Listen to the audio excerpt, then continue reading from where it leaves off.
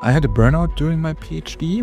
This year was my last active working on my PhD topics year. At this time, I really considered actually about giving up because I thought at one point we figured out that the money of the grant will not be enough to build up a company. Maybe this is the most important advice I can give, to find an environment which helps you to thrive, which helps you to grow. We never had a real fight, or we never screamed at each other. And I think this is already an achievement. This is a big achievement. This is not what frustrates you. I think it's more if you don't see progress. I figured out a modus for myself to stay productive and creative, and this is by... Patrick joins us to share his journey, the science behind BioThrust's innovations, and his unique perspective of what it takes to build a successful biotech company in today's evolving landscape. This episode of the BCI podcast is powered by BioThrust. Today, we are thrilled to welcome Patrick Bongartz, a true pioneer at the intersection of biotechnology and engineering. Patrick is the co-founder and CEO of BioThrust, a company making waves by redefining cell culture scalability through its cutting-edge bionic bioreactor technology. With a strong academic foundation in chemical process engineering and molecular biotechnology from RWTH Aachen University, Patrick combines deep technical expertise with an entrepreneurial vision that's pushing the boundaries of bioprocessing. Since founding BioThrust in 2020, Patrick has led the company to address one of the industry's biggest pain points: scalable, bubble-free, low-shear gas transfer, a game-changer for cell and gene therapy production. His work spans from high-density mesenchymal stem cells to immune cell manufacturing and even plasmid production. Fresh from BioThrust's recent showcases at ISCT and ASGCT 2025 in New Orleans, Patrick joins us to share his journey, the science behind BioThrust's innovations, and his unique perspective of what it takes to build a successful biotech company in today's evolving landscape. Let's dive in. Welcome to the BCI podcast, Patrick. Manish, thank you so much for your warm welcome. Thank you. So let's dig in deep. Patrick, we are interested in knowing everything about you. So tell us, how did you start your education from childhood? Just tell us about everything. All right. Yeah, you can say I'm a real German potato from the Rhineland, area, from Neuss. And I'm a working class child, and the first one in my family which was able to go to grammar school. It was not in my early perspective to even go studying. In Germany we have high burdens to get to higher educational levels than your parents. But I had a couple of good teachers and a very supporting parents which helped me to try that at least. And so I was able to go to grammar school, and during that time I got the chance. My father was a gardener, to work with one of his clients, which was the group leader in a research institute in Cologne. So in each vacations, I went with my bike to him, and he took me in the early morning to his workplace, and I was able to do my first lab experience. And this changed me because it made such an impression on me, how people talk there, how respectful they work with each other, and how not hierarchy but results made their workflow is something I decided should take a role in my life. And so this is why I later on, after grammar school, I always was also interested in history, and I wanted to study history as well. But I could not imagine to make something which is so risky with getting profit out of that as history. So I decided to go in natural science, and after grammar school I started, and in my service year I did my bachelor in the University of Applied Science in Jülich, which was not so far away from my hometown, so I were able to go there every day. And I learned there the basic roots of solid lab work, and I kind of fell in love with that science environment and working in the lab. I continued that in my bachelor's thesis. I was able to work in a small company in the region, made some nice impressions there in vaccine production, and with that knowledge, I also got the first hands-on in downstreaming, and I like this very much. Not just the working with the biology itself, with the yeast. We work with yeast there, but also how to get the real stuff which later on gets into the patient. And this downstreaming expert in the company impressed me with this knowledge, and he studied at the RWTH before, and I thought, okay, maybe you have to go the same way to get into this field. And so I changed from the University of Applied Science in Aachen to the RWTH. Which is an engineering university, basically, right? Yes. Yes, technical university. Before we go to your higher education, Yes. I was again come back to your inspiration, who was a group leader, right? So that was in your school days that you had exposure to biotechnology, basically, right? Like, or the group leader was basically It was biochemistry. It wasn't biochemistry. Yeah. Very nice. Because you said you were really interested in history. So what was the inflection point that you chose biology in your, university? I understand that, you thought that the history career perhaps would be very risky. So of course, monetary gains are also important in life, being practical, right? So, but why biotechnology or biology for that matter? I think two reasons. So one was I was on a career day at that university for history, and all the people which were there, which finalized their studies, they had jobs which had nothing to do with their studies, at least from the knowledge, maybe from the methodology or something. But I thought about when you study, and for me at that point, I think 5 years of study would be very long. If I had known that I would be a PhD, I would. I'm laughing about this now, but Yes. Yeah. at that time, I thought really this is not possible to do something 5 years and don't use the knowledge you gained there. From my naive point of view. And so I thought I want to have something, or really apply that what I learn. And second part was I was always fascinated about the possibilities and about the intrinsic force which is in nature, like catalytic properties or airs and effects, and how from very small things can get so much Scaled up. force. Yeah, but also in this internship I did in my vacations, we worked on drugs and drug analysts for anti-doping in an anti-doping laboratory. It was like detective work. So you got the sample from sportsmen, you have to analyze it, and later on you have some data, but it's not like in the movies. It was also maybe shocking. You don't get to a PC, work for half an hour, and then you got the final result. It was weeks and works and days of work, and after that you have hints if someone doped or not. And this detective research was very interesting, and it caught my interest, and I wanted to understand more what is behind that. No, very similar thing also happened to me. I heard about this cloning stuff, right? The dolly came into being and I was like, okay. But when in the lab I saw, oh, this is cloning, I was like really disappointed, when they ran the gel and they saw, oh, this is cloning, I was like too disappointed, So perhaps for those who want to kind of, go into this anti-doping tests and stuff like that, you can be disappointed with the process, huh? It's not as exciting as in the movies. Exactly. And when I came back from university, from a practical course, and I told to my family that today I did my first cloning, I did some E. coli cloning, and now they can produce, I don't know, whatever. My younger brother, he was a bit picky about this, and he said, yeah, you should not forget that in real, he just put very tiny amounts of liquid into each other, and that's it. And it's so funny because that's what we're doing all the time, isn't it? Absolutely.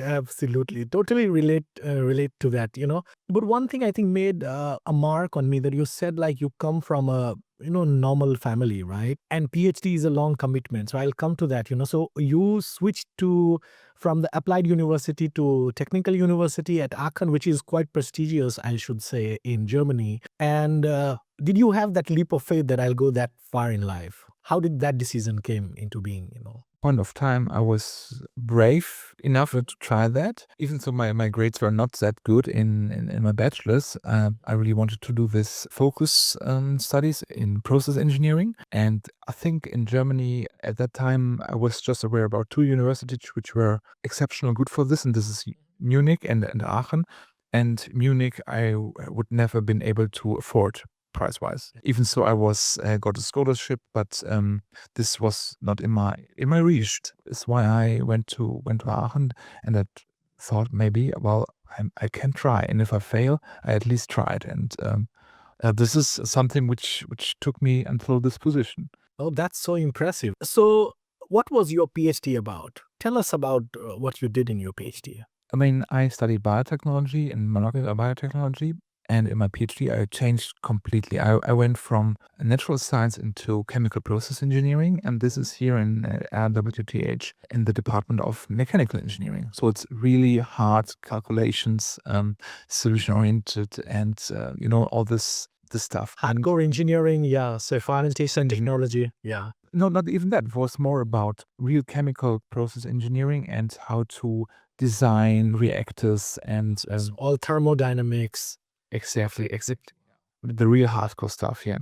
Many PhDs I talk to, and at many point of time, they have thought of giving up your PhD because of, different reasons. So did it occur to you during your PhD? So I had a burnout during my PhD. I think in the 5th year of so I needed 7 years until I reached in, but I think in the 5th year was my last active working on my PhD topics year. In that year, I got a burnout, not just because of professional, but also on private reasons. At this time, I really considered not actually about giving up, because I thought you cannot fall deeper than you are right now. So you were at the rock bottom. Exactly, and I needed months after getting back to work, and also I'm still in therapy to work on my thing, and I made progress, and well, it's combinable with what I'm doing right now. But giving up, I considered it, but was never at that point to really say, well, I will not try it, and I will not give it another try. All the entrepreneurs have at least one trait in common that I see. They're very resilient. They can fall, but they will stand back. Hats off, yeah. Tell us now about your venture, BioThrust. When did you conceive BioThrust? Tell the story about BioThrust, I have to start way before, 5 years before. Go ahead. This is when I think my 3rd year of my PhD, Moritz joined my research group, and Moritz is my second co-founder. He studied BioThrust. So actually he did his whole studies about BioThrust.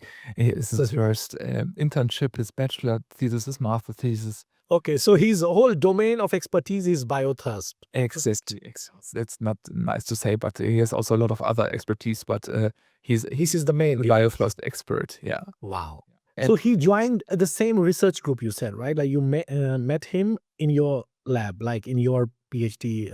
So you both had the same supervisor. Our group, the Chemical Process Engineering Aachen, is at that time had no group leader, so it's just PhD students and one professor. So we had this structure, and I had a team of, at that time, I think between 10 to 15 students, which worked with me on different topics, so bachelor and master students, and he was one of them. In this project, we figured out how to integrate a membrane, which I just got before in my hands very recently, to integrate that in a module and to make possible what is now the core technology of BioThrust. Now, when I'm looking back, it looks straight of the technology in our also in our relationship. So Moritz was the first continuous biothruster, to say so, with me, and later on Konstantin joined.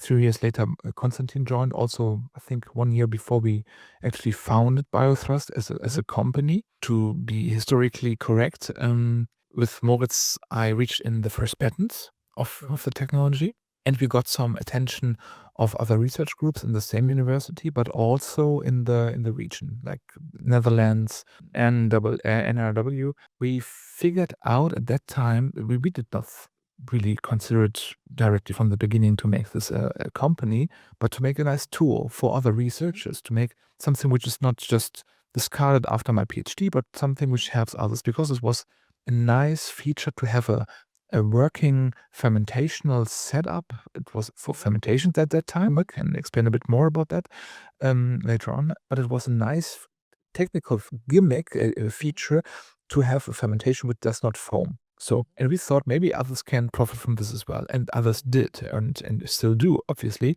And we figured out just half a year later in this progress that the university is maybe not the best vehicle to bring real products to others. It's more about concepts and papers and knowledge, but not about make it easier for others to get that. And this is when we also discussed with the university how we can do that, and they said, why you don't do a spin-off?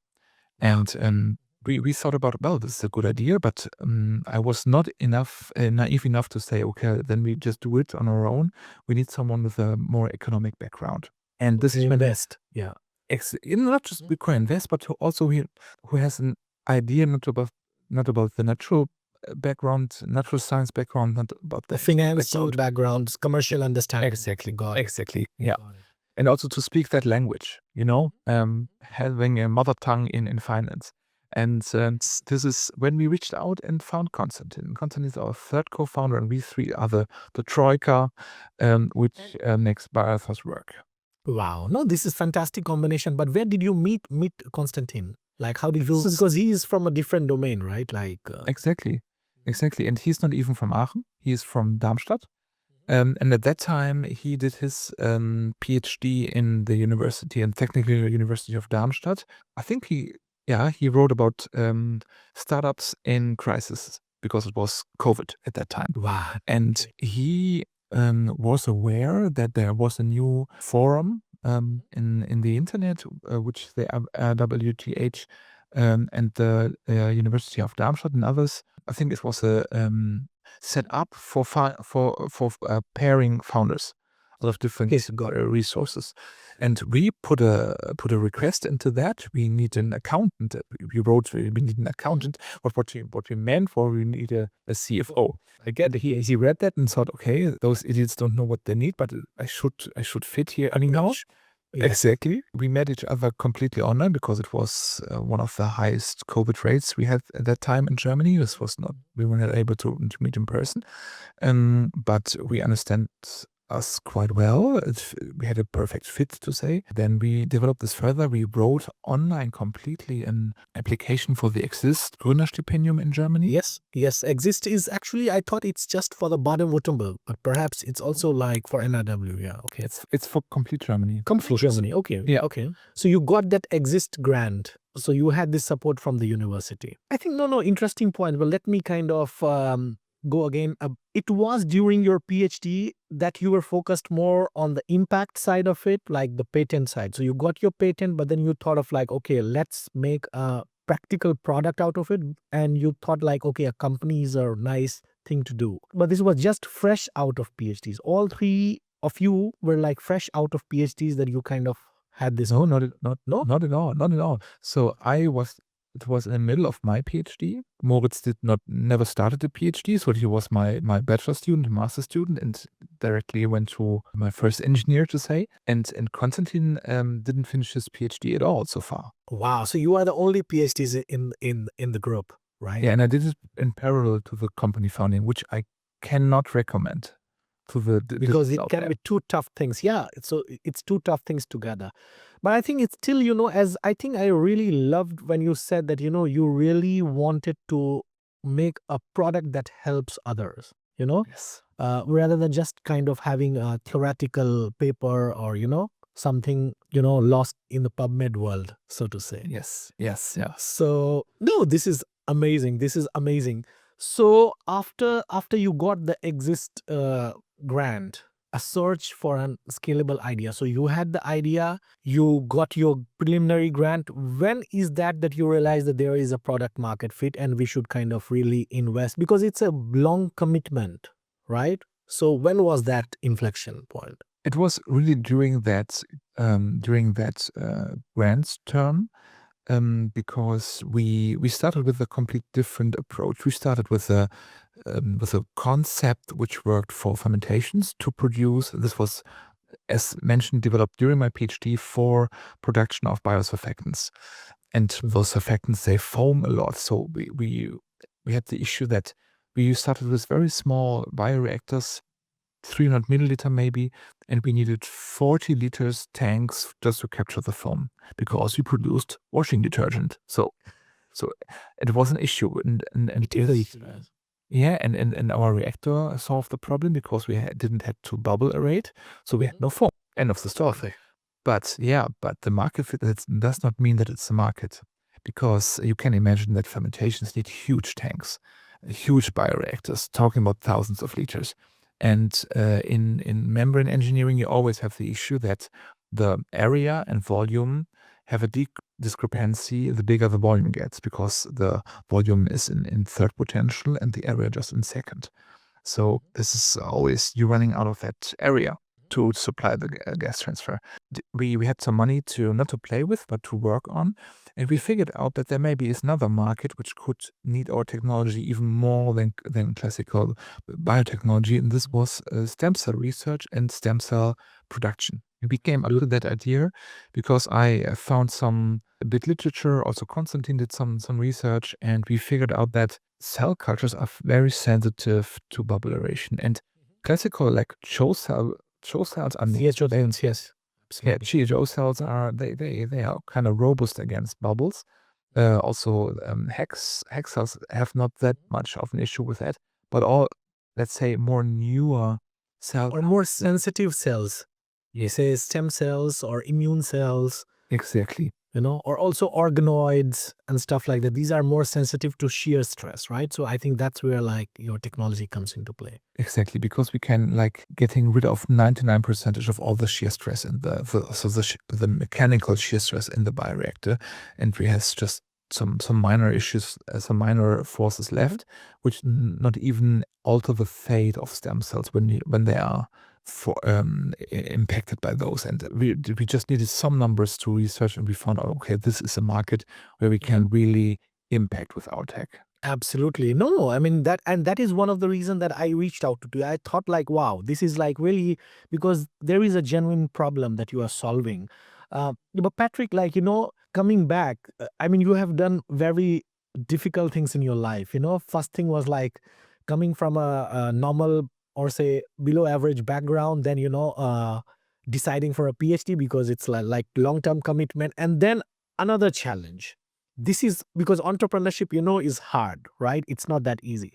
And many people want to like have their startups. Maybe they get a grant here and there, but all do not get the sufficient funds to start. So who was that angel investor or the angel in your life who kind of believed in your idea and thought of like, okay, Patrick, go ahead? At one point, we figured out that the money of the grant will not be enough to build up a company, even though it was a lot for us in the beginning. I never had so much money to work with. I think after half a year, we directly started to go on investors search. Because we heard from other teams it can take a while, and we thought, okay, maybe a year could be enough. Actually, it needed 9 months to get our investor on board, and this is the Freigeist investment. I think most popular head of them, known from Die Höhle der Löwen, so the German Shark Tank. Yeah. And we never were at Shark Tank, so you don't have to Google that on YouTube or search that on YouTube. But we pitched in front of him and his team, and of course he was kind of hard and really penetrated us with his questions. And as it seems, we made a good impression. Yes. Even so, he had no idea about biotech. He was fascinated by the concept. He and his team. Yeah, then we closed the deal in Wow. 1 year and 4 months ago. Wow, that's many congratulations again. But of course, they do their due diligence, all the sharks. And we had the shark from Switzerland on this podcast, So perhaps his name is Tobias Reichmuth. Perhaps or you've heard of him. But yeah, he's one of the sharks. And I know how much, because for them, it's ultimately return on the, investment, right? So that shows what makes sense. Now coming back, so we are very curious about technology. So tell us first about your patent that you had during your PhD, and then about what BioThrust is all about. Maybe I have to start at the very beginning. This is about the membrane. I think most of us, especially when you're natural scientist, you know how a membrane works. So we have 2 compartments on both sides of the membrane, but we are working with a structure which is more like a plastic macaroni. You can imagine a macaroni which is hollow in the inside. Also, our membranes are hollow fiber membranes. So it's like a pipeline made out of plastic. Actually, this hollow fibers are used in manifold applications, like in artificial dialysis for patients, for ECMOs for people with which cannot breathe anymore on their own. So they are very common in medical engineering.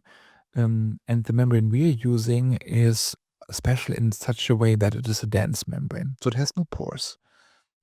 So the transfer it does is just diffusive. For the gas, we streaming in the middle of the membrane, of each single membrane, and we have thousands in even a single 300 milliliter bioreactor. The gas molecules in the middle diffuse into the plastic, and alongside the concentration gradient, they're diffusing through the plastic into the media. In the media, they are directly solved and can be consumed by the cells. The cells are producing more cells, product and carbon dioxide. The carbon dioxide diffuses backwards alongside the concentration gradient into the plastic and into the gas feed in the middle. And so we're really mimicking the function of the lung or fish gills with that system. And our real breakthrough was not just to have that membrane somehow rigid or stiff inside a classical stir tank reactor. This was our first paper, but have a stirrer made out of that. So to combine the mixing with the gas transfer in one component.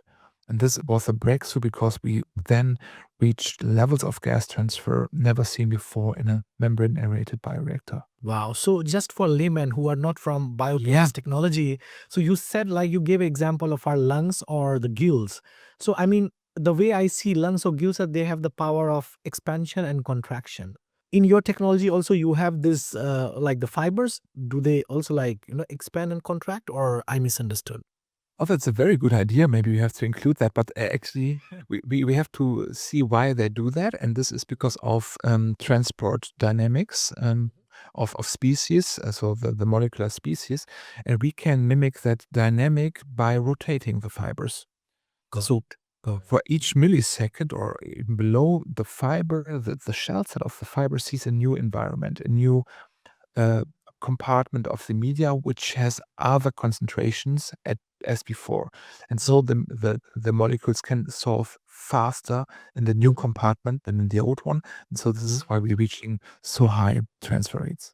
Wow. That means also like, for example, in a reactor, I'm just thinking in terms of bioreactor, where like your cells or, like you said, stem cells, for example, they're quite sensitive, or organoids, which are also very quite sensitive.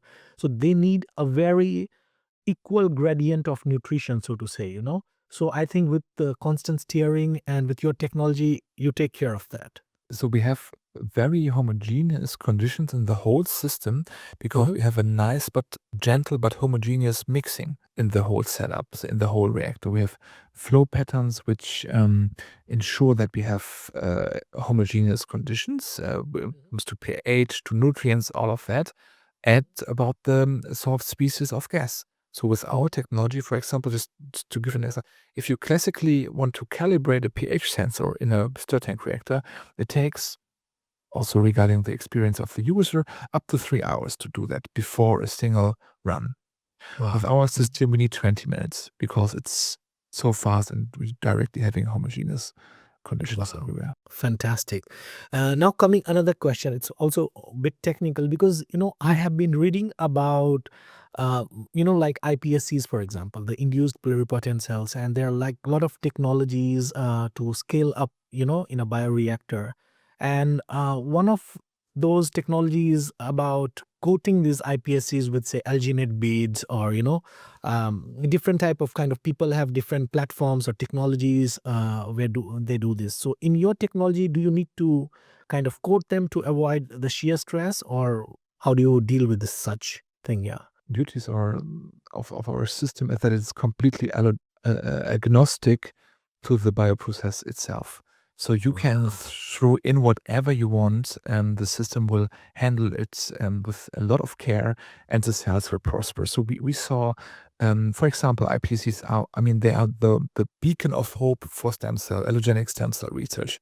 And we cultivated with a Swiss group on microcarriers. We cultivated them and got results which are 4 to 6 times higher than a classical stir tank reactor, even though without bubble aeration, so just with headspace aeration. And this give us hopes that maybe iPSC cultures can be scaled up to 200 liters or more. And have you tested it just just out of curiosity? Did you ever try culturing iPSC cells like in your bioreactors? Yeah, sure. Yeah, we did Mhm. this with Okay. the Swiss group. We did that in. So this was early- iPSCs or it was stem cell because It was iPSCs. Yes, iPSCs are microcarriers, for example. Yeah. this is huge because sorry, I'm so excited because a lot is happening in this world, and I mean I also kind of follow your LinkedIn page, so I came to know that you like in this conferences like that ISCT or ASCGT because it's a dedicated conference to that. So what are the current trends? So I came back last week from that, and I think MSCs are getting some new appearance, Attention. getting attention, getting back in the limelight. Also EVs getting more and more interest. Gene therapy is getting more and more into therapies, which is I think great news because this gives finally positive impulses to our whole market. And what about organoids? What about organoids and 3D? Because recently I was reading that FDA kind of gave a you read this FDA press release, right? Like where they gave their consent for say to reduce this triple R, right? To get rid of animal testing, they allowed like okay, one can do organoid experiment because this will boost the field, right? So And I think this is great news for everybody which works on organoids and sees the quality of the results you get with organoids in comparison to animal research and animal trials. And fortunately, we already did organoid cultivation with our systems with this cardiomyocyte or cardiomyocytes, yeah. exactly. Yeah, we cultivated 200,000 organoids in one batch with the University of Cologne with a research group of Professor Pfannkuchen, who was a very early adopter of our system. But also we did like lung organoids up to a scale of 3 millimeters, which is very, very big for organoids, with the University of Essen, with the Professor Diana Klein. And here we cultivated them for over a month. Quality of organoids, which are in vivo-like. So the cells differentiation worked so well that they are closer. What I get from her, I'm not an organoid specialist, but it's the closest to in vivo she ever saw when it comes to artificial organoids. No, this is so amazing because I mean, I think you chose the really right field because I think the gene therapy, the scale up of organoids, iPSCs, these are like really having that pain points where like, I think you also, as you rightly said, you also save space through your technology. I mean, this is so amazing, though, so fascinating. So tell us like, for the normal people, like, for the layman, basically what your technology is enabling. Just for layman. For the first time in history, we are actually able to get with one system from small scale, from 150 milliliters to 200 liters and beyond, to 1,000 liters, which without having an eye on all those pain points when you're doing the scale up. So especially for all the sensitive cells, immune cells, we now can really project on hard facts based production. So of course, your field is also I see very competitive, right? So and you have like a lot of technologies coming up on a kind of a regular basis. So you have startups being formed and many startups I see kind of, like okay, they existed for 1-2 years, then they couldn't carry that rhythm forward. So how do you view your competition and what are threatening technologies for you at the moment? Very good question, Manish. So actually, I think the hurdles in the market are very high to replace something. If you have a new concept for new issues, for new therapies, for new cells, this is something different, and this is why we're also focusing on immune and sensitive because we're thinking there is no good solution right now on the market. Of course, there are other bioreactor suppliers, there are other concepts. We don't see another stir tank reactor which can do bubbleless aeration from the scales I already mentioned. There are maybe other solutions in small scale. There are other solutions for other technology, for other processes. But I think in this space or in this whole niche, when you want to say cell therapy is a niche, I think we are, we are not afraid about any competitors. Patrick, what has been your greatest challenge so far? Maybe it was a topic which drove us from the very beginning, is to find a place to combine laboratory, office, and workshop, and this also for GMP production. So that is actually a nightmare. We are glad that the university and also our landlord right now help us with the infrastructure we're having right now. There is your infrastructure, like you have a dedicated facility or you are still like in the university campus? How's it? No, we have a dedicated facility. Wow. Very close to the University Hospital in Aachen, where we are now on 3 floors. So this was like a challenge, like getting your own facility was a challenge, if I understood. Like, and to work in sync with different collaborators, so to say, right? Like, Yeah, so because as we don't had our own laboratory running, we always relied on external corporations. And I mean, corporations are in our DNA, to say so. So we are really on cooperation and seeing mutual interest. yeah. Exactly, and to facilitate that and to strengthen these relationships. But you have always different environments. In no lab is the same. We learned a lot about that. So also about the interfaces of our systems, and so it accelerate our learning curve by a lot. But on the other hand, it would have been way easier to have our own security level 1 laboratory from the very beginning. Yes, yeah. So now you are like a scientist and entrepreneur, right? What has been your lesson so far? You have to adapt your communication to the partner. I mean, this is kind of obvious, but you speak completely different to an investor, which has no idea about biotechnology at all, scientist which you want to hire. And you have both should be motivated later on to believe in your system. And you have to have a close eye and ear to hear what you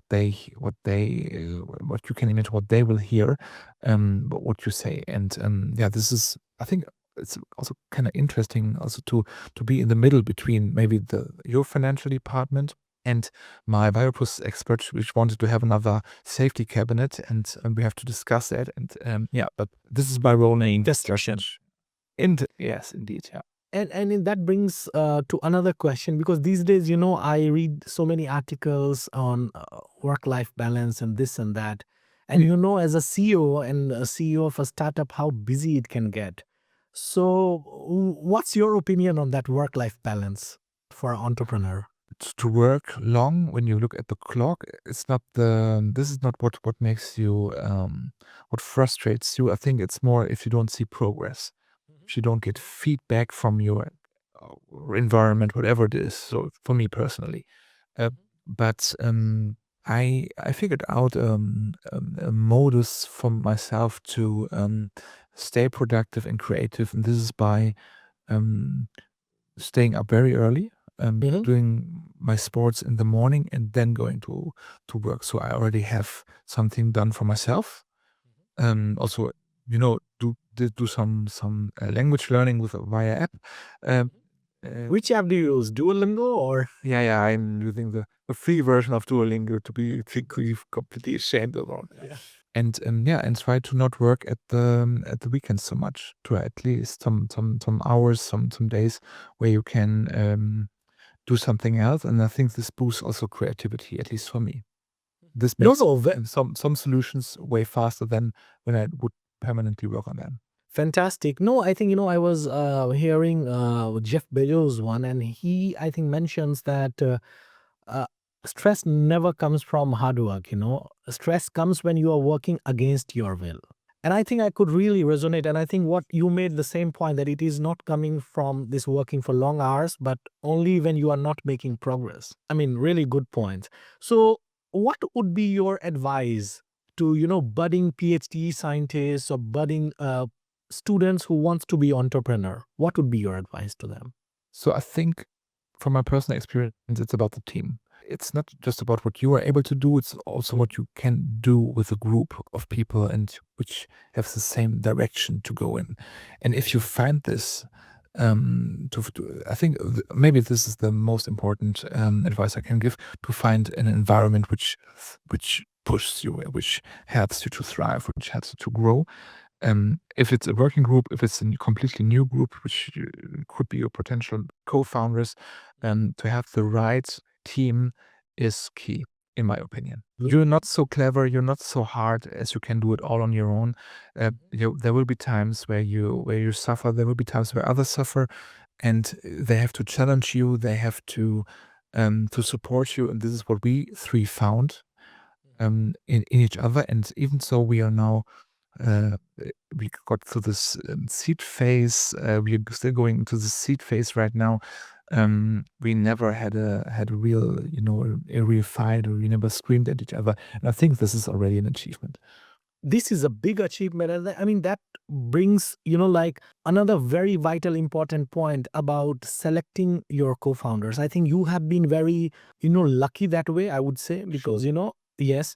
So again, like, how did you choose? Like, was it through gut feeling, or, because it is very coincidental in your case, right? Like, okay, he came to your group and then you met somebody through, like this like matchmaking kind of thing, right? So it's not like you didn't advertise a position for co-founder, so to say, right? It was very instinctive. So just tell us about this. How did you kind of choose them to be co-founders? Because I'm sure you met many other people too. So with my first co-founder, I had the privilege to work with him already before we developed the plan to do that. And I mean, it was more about I felt more responsible to push that topic, because also my PhD advisor said, Patrick, have a look, maybe also founding a spin-off could be of our interest. I was sure I needed a good engineer on my side, and Moritz was already there. We already developed this technology. He was part of the patent office, and I was sure that I would do it without him. And this is why. So I asked him about this, and he was interested. And so I already had my first companion. With the financial guy, to say so, it was completely different. And we already had another applicant before Konstantin, and we tried out. We had some discussions, and Moritz and I, we figured out that he's not. He does not fit to our working culture, to our environment, how we would like to imagine that, or how to envision that. And then we met Konstantin, and he was, from the whole ideology, from the whole point of view, how he sees the world, that matches our point of view. And even though you should not have always consensus in everything, this is also maybe contradictive. We on the hard points, contradicting more than enough. So we find out that this could be a good fit, and then we tried. We wrote this grant together, worked through that, and the grant was approved. But even if not, we already knew at that point that we can work together. And you said also, like, a very important thing, that these co-founders actually, they challenge one another, they push one another, and make me derive the best out of one another, right? So your advice, so to say, is that building your team the right way is very important. And so, now you are growing. So you got your grant, you got your investors. So how do you hire people, and what are the qualities that you see in a new hire? So we are nearly 20 people right now. We're not just full-time employees, but also students and internships. But we have a process, a 3-stage process. Initially, I'm talking with the candidates. We search for them on LinkedIn, for example. So this having a nice LinkedIn profile is also important for your career in science.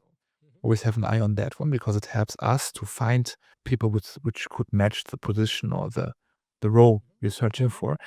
Then we write those people, and I make the first call with them, like half an hour, just to see if he fits our culture, to see how his perspectives are, his motivations. And if this box is checked, we do another call with the experts from the team he will work in, with his direct managers. We do a case study in the second round, which is a real life case study. nothing made up, just to see how people work about this. There is no right or wrong. It's just about Yes, it's just how people is. processing that exactly and how to prepare, how they prepare for that. And then later on, if this box is also checked, we do with the majority of the team on site. Yeah, have a nice morning or afternoon with those people. Have lunch and see how we fit in the whole team. That's Awesome. it. No, makes a lot of sense. Okay, now so we are kind of coming to the interesting part. I will have a rapid fire with you, no? And you have to answer that without thinking in the first instinct, okay? Let's see. Let's see. Let's go. One book that deeply influenced your thinking. Dune von Frank Herbert. Your favorite scientific breakthrough in the past 5 years. They made this nice software which can predict protein folding, and I think this is a huge breakthrough. Maybe a bit unknown for the public, but I think this will make a huge difference when it comes to drug development. Absolutely, I agree. One habit or mindset that keeps you grounded as a CEO. I go every morning in the gym, and to know your limits even before 7 a.m. helps a lot. Absolutely. A technology you think will change the world soon. Quantum computing. The best advice you have ever received. Life is not a challenge to solve, not a problem to solve, but an experience to make. Wow. So life is not a challenge to solve, but an No, experience. it's not a problem to solve, but an experience to make. Yeah. Wow. No, fantastic. One skill you wish everyone's learned early in life. Open communication. Your go-to method for overcoming creative blocks. Going into bed early, sleep a night about that, having a shower in the morning, or maybe take a whole weekend about that, and then. A failure that taught you the most. Oh, okay, maybe that's a bit funny, but I lost a heirloom, a precious heirloom for myself 2 years ago during a reception. Can you come again? Perhaps you lost a Heirloom, so I inherited something, and I lost it during a reception, and I thought it was stolen. It was stolen from me, and I went to the police. I went for weeks to that hotel and asked if it was found, and it was never found. And for me, it was lost.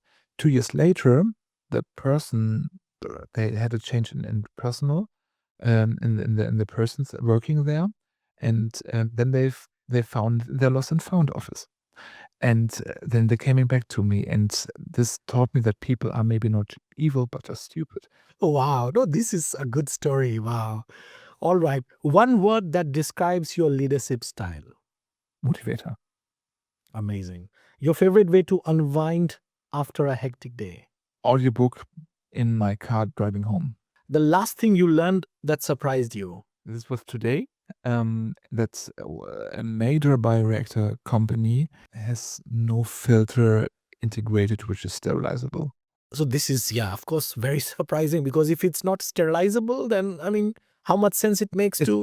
You can, how to say that, sanitize it? You can sanitize, but... Yes, but you cannot autoclave it, you cannot sterilize it, yeah. Got it. Okay, so that surprised you. So the one thing that you do daily to stay productive, apart from the gym, I must add, yeah.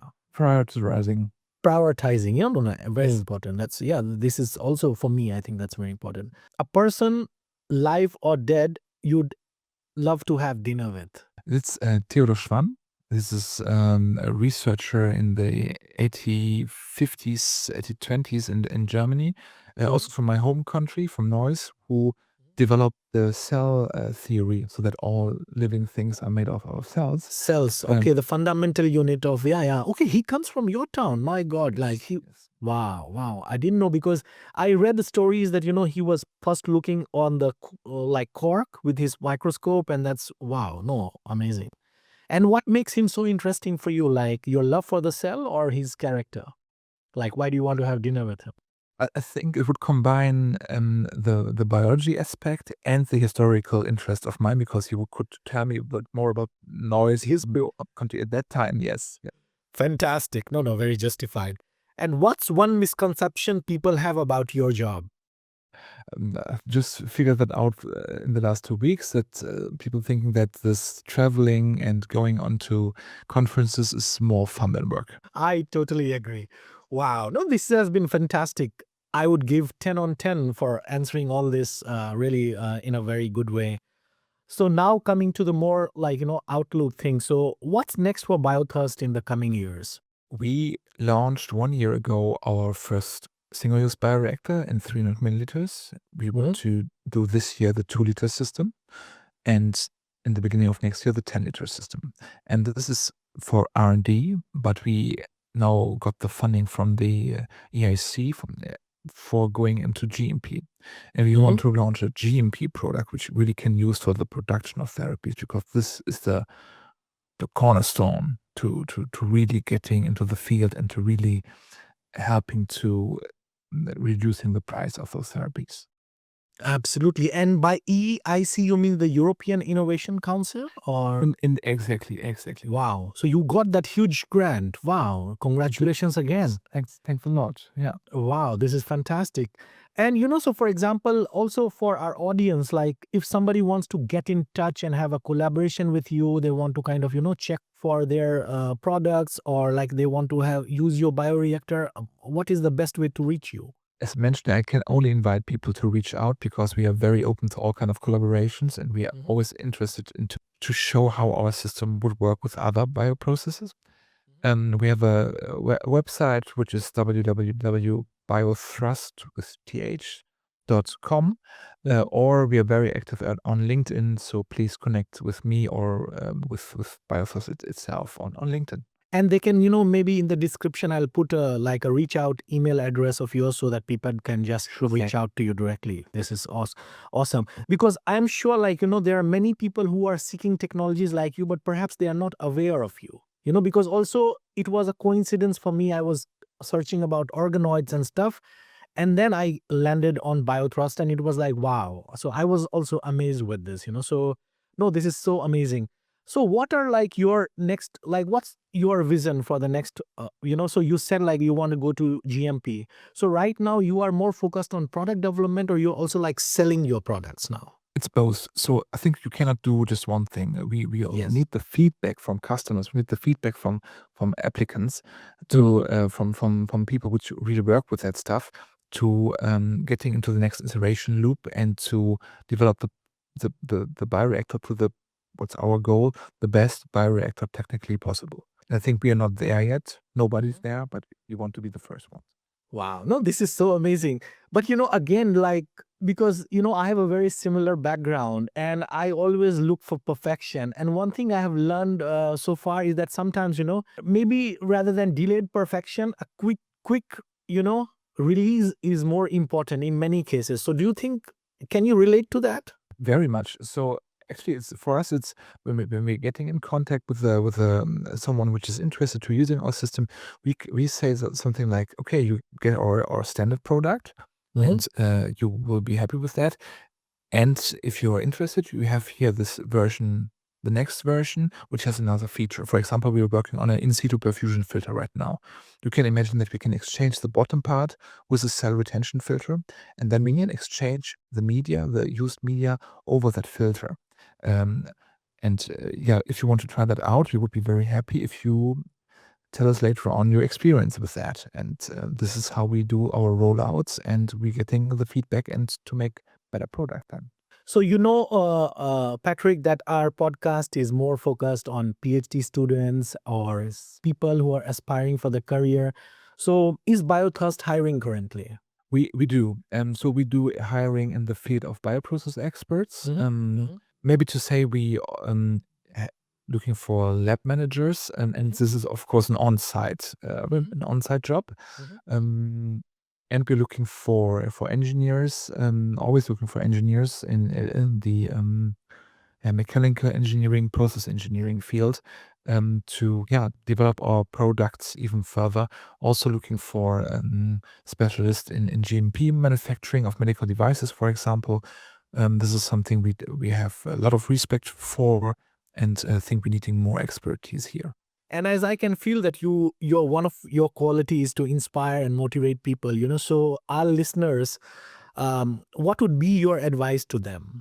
I think this is very related to your character and your maybe also about your opportunities in life. I think if I would have uh, become a father or would have more responsibility in the family, I'm not sure if I would be so brave to take the entrepreneurial step.